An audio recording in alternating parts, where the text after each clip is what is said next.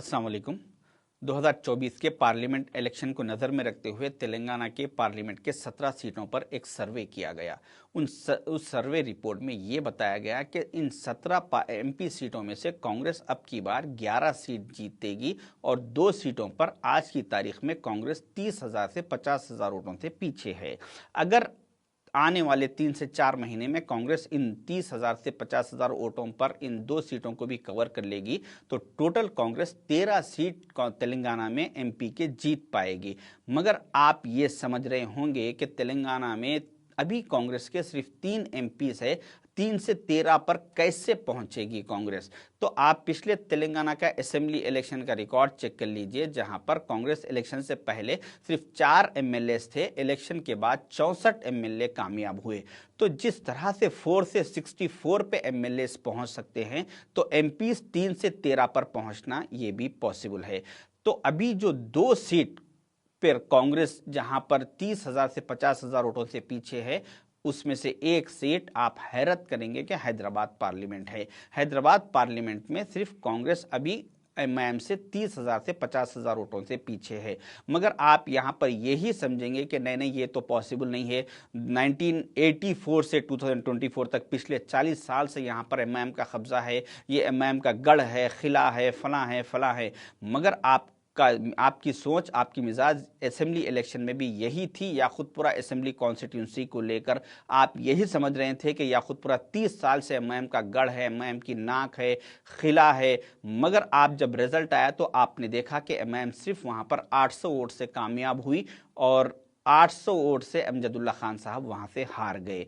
तो इसी तरीके से कांग्रेस एमपी इलेक्शन में अभी सिर्फ 30,000 से 50,000 वोटों से पीछे है। अगर हैदराबाद पार्लियामेंट कॉन्स्टिट्यूंसी के लोग अक्लमंदी का मुजाहरा करते हुए अगर ये कवर कर दे और कांग्रेस को यहाँ से जिता दे हैदराबाद पार्लियामेंट से, तो वहाँ के अवाम का बहुत कुछ फायदा होगा। जिस तरह से आज नामपल्ली असेंबली कॉन्स्टिट्यूंसी में एमआईएम के एमएलए माजिद हुसैन साहब जॉब मेला लगाकर वहाँ की अवाम कंपनियों को रिक्वेस्ट करके, आजीजी करके वहाँ पे लाके प्रोग्राम करवा के वहाँ के लोगों को जॉब दिलाने की कोशिश कर रहे हैं और लोगों के घरों पर जाके बोल रहे हैं कि अम्मा मैं तुम्हारा एमएलए हूँ, तुम्हारा बेटा हूँ, तुम्हारा भाई हूँ, कुछ काम है तो बोलो, कोई तकलीफ तो नहीं है ना।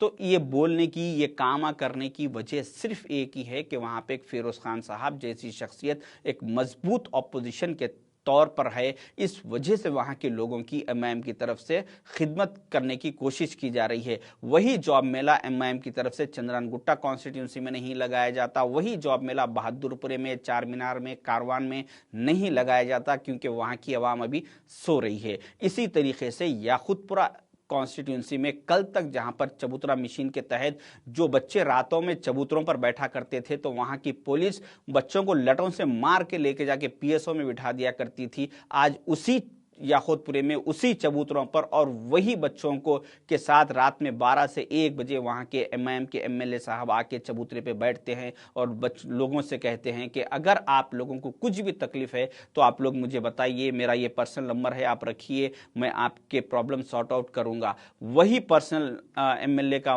नंबर चंद्रानगुट्टा कॉन्स्टिट्यूंसी में नहीं दिया जाता, बहादुरपुरे में नहीं दिया जाता, मलकपेट में नहीं दिया जाता, कारवान में, चार मीनार में एमएलए जाकर नहीं देते, चबूतरों पर नहीं बैठते।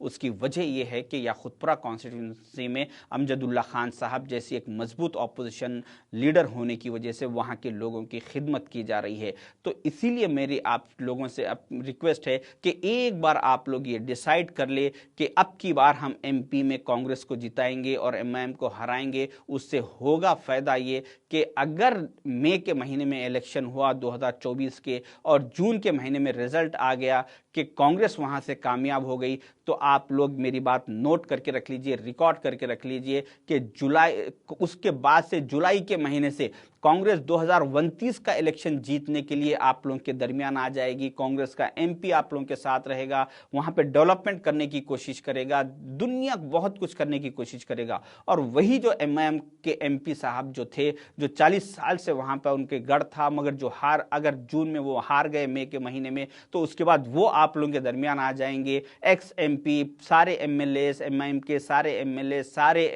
कॉर्पोरेटर, सारे इब्तदाई सदर, सारे आप लोगों के दरमियान बना के आप लोगों की खिदमत करने की कोशिश करेंगे, ताकि 2029 के इलेक्शन में फिर से उन्हें जो उनकी 40 साल से जो सीट थी जो चली गई उसको फिर वापस लेने के लिए। तो मेरा एक पर्सनल मैं एक अंदाजा बता रहा हूं कि शायद के, क्योंकि ओवैसी फैमिली एक हिंदुस्तान की एक अमीर तरीन फैमिलियों में से है, शायद कि वो लोग अगर एक बार हार गए तो उसके बाद वो लोग उनके जो हॉस्पिटल्स है, जैसा कि ओवैसी हॉस्पिटल और असरा हॉस्पिटल, मैं समझता हूं कि ये हैदराबाद पार्लियामेंट के वोटर्स के लिए कंप्लीटली फ्री कर दिया जाएगा, ताकि 2029 का इलेक्शन जीता जा सके। सारे इनके जितने कॉलेजेस है वो हैदराबाद पार्लियामेंट के वोटर्स के लिए फ्री कर दिए जाएंगे तालीम, ताकि वो 2029 का इलेक्शन जीते। जितने इनके दारुसलाम बैंक के ब्रांचेस है उन तमाम ब्रांचेसों में बगैर सूद के लोन दिया जाएगा हैदराबाद के वोटर्स को, ताकि वो फिर दोबारा से 2029 में इलेक्शन एमपी का जीत सके। तो जितने भी लोगों के आज दारुसलाम बैंक में सोना प्रॉपर्टीज वगैरह जो भी रहन में रखे उनका जितना सूद है, वो मैं समझता हूं कि अगर हैदराबाद से एमपी हार गए तो वो सारे लोगों का माफ कर दिया जाएगा और उन्हें बगैर सूद के एक सिस्टम निकाल दिया जाएगा कि यहां पर इंटरेस्ट सूद सिर्फ हैदराबाद पार्लियामेंट के बाहर के लोगों से लिया जाएगा, हैदराबाद के लोगों से नहीं लिया जाएगा। तो इससे सिर्फ आप लोगों का फायदा होगा। इसीलिए मेरी आप लोगों से रिक्वेस्ट है कि जिस तरह से आज सारे तेलंगाना सारे हैदराबाद पार्लियामेंट के लोग, चाहे हिंदू मुस्लिम क्रिश्चियन सिख हो, सारे लोग ये एक बार तय कर ले कि अब के हम हमारा वोट खराब नहीं करेंगे, ना कोई बीजेपी को वोट देगा ना कोई टीआरएस को वोट देगा, सिर्फ अब के हम सारे लोग मिलके एक कांग्रेस को वोट देंगे और कांग्रेस को हैदराबाद पार्लियामेंट से जिताएंगे, तो उससे आप लोगों का ही फायदा होने वाला है। अगर ऐसा हो गया, अगर सारे लोग एकजुट होकर कांग्रेस को जिताए, तो आज जिस तरह से हैदराबाद पार्लियामेंट में 4 मीनार है, कल 4 चांद लग जाएंगे हैदराबाद पार्लियामेंट को। मगर खासकर मैं बहादुरपुरा, खासकर मैं गोशा महल कॉन्स्टिट्यूंसी के लोगों से कहना चाहूँगा कि आप लोगों के आपके एमएलए की बातों में मत आइए। वो नहीं चाहेगा कि असदुद्दीन अवैसी साहब हारे, एमआईएम हारे, वो नहीं चाहेगा, इसलिए वो आप लोगों के वोट को डिवाइड करने के लिए आप लोगों को बीजेपी को दिलाने की कोशिश करेगा। आप लोग एक बार डिसाइड कर लीजिए, अब कि हम बीजेपी को वोट नहीं देंगे, सिर्फ कांग्रेस को देंगे और कांग्रेस को यहां से लाएंगे।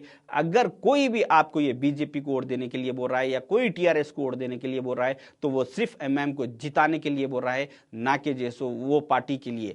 तो लिहाजा एक बार आप लोग ये काम कीजिए। अब बाद लोगों का ये सोचना होगा कि नहीं भाई, एक नमक का कंकर है, आवाज पार्लियामेंट में आवाज उठाते रहने देना, तो ऐसा कुछ भी नहीं है। ये एक बार नमक के कंकर को आराम दीजिए। 40 साल से बहुत ये नमक के कंकर को आप लोग मौके दिए, एक बार आप इनको घर में बिठाइए, उसके बाद देखिए कि किस तरह से ये नमक का कंकर आपके लिए शक्कर का थैला बन जाएगा, आपकी खिदमत में आ जाएगा। सारे लोग इनके आपकी खिदमत में आ जाएंगे और सारी आवाम का फायदा होगा। इसीलिए मेरी, और अगर एक बार आपके कांग्रेस हैदराबाद पार्लियामेंट से जीतती है, तो मेरा आप लोगों से वादा है कि मैं खुद अपना vote next time Hyderabad parliament में ट्रांसफ़र करूंगा और ये नमक के कंकर को मैं मेरा वोट भी दे के 2029 में जिताने की कोशिश करूंगा।